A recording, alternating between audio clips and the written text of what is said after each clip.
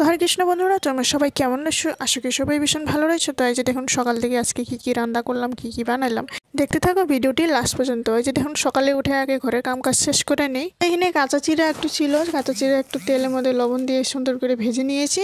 তারপর সকালে একটু চিড়া ভাজা দিয়ে তারপর একটু চা, লাল চা করেছি। লাল চা খেয়ে তারপর আমি সকালে স্নান টান করে আমি বাজারে চলে যাই।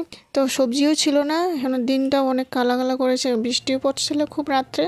তো এখনও এই যে বৃষ্টি বৃষ্টি ভাব হয়েছে, একটু টুপটাপ পড়তেছিল। তো ছোটোবেলায় যখন আমি মেয়েকালে ছিলাম তখনও আমি একা একা বাজার সাজার করে আনিয়ে মাকে দিতাম, মা আইনা সুন্দর রান্নার করে খাওয়াইতো। তো এই যে দেখুন সংসারেও এখন যদি স্বামী যদি ব্যস্ত থাকে তাহলে নিজে একা বাজারঘাট করে নিয়ে আসে, নিজে রান্না করতে হয়, নিজেই করতে লাগে। কি করবা, বা স্বামী থাকে তো দোকানে নিজের কামে ব্যস্ত থাকে, একলা একলা সব সংসারের যত কিছু কাজ সব নিজে একলা একলা সামলাইতে লাগে।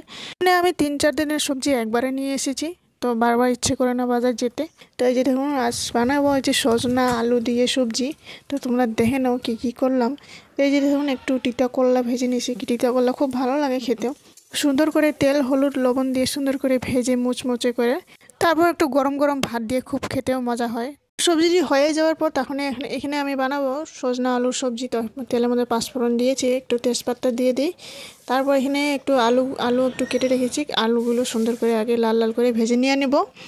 তারপর সজনা একটু কাঁচামরিচ আর এখানে টমেটোগুলো কেটে রেখেছি, সুন্দর করে দিয়ে লড়াচড়া করে 2 মিনিট ঢাকনা দিয়ে রেখে দিব। তারপরে একটু পরে যে মশলা একটু করে রেখেছি, একটু জিরা বাটা, তারপর একটু সর্ষে, তারপর একটু আদা দিয়ে সুন্দর করে একটা পেস্ট বানিয়েছিলাম। তারপরে দিয়ে সুন্দর করে লড়াচড়া করে মশলাটি ভেজে নিয়ে নিব। এক সাইডে আমি ভাতও বসাই দিয়েছিলাম, এখানে খুব খিদেও পেয়েছিলো, সব সময় হয়ে গেছিলো, খিদেও পেয়েছিলো। তো রাত্রে না খেয়ে আমি ঘুমিয়ে পড়ছিলাম। তো মশলাটি যে সুন্দর করে মিলে যাওয়ার পর ভাজা ভাজা হওয়ার পর তারপরে আমরা একটু জল দিয়ে দিব। জল দিয়ে আমরা সুন্দর করে ঢাকনা দিয়ে রেখে দিব। 5 মিনিট মতো ঢাকনা দিয়ে আমরা সেদ্ধ করে নেব। তো সবজিটি এই যে আদা হয়ে যাওয়ার পর স্বাদ মতো একটু চিনি দিয়ে তারপর আমরা সুন্দর করে একটু পরে ধনিয়া পাতা দিয়ে তারপর সবজিটি আমরা নামিয়ে নেব।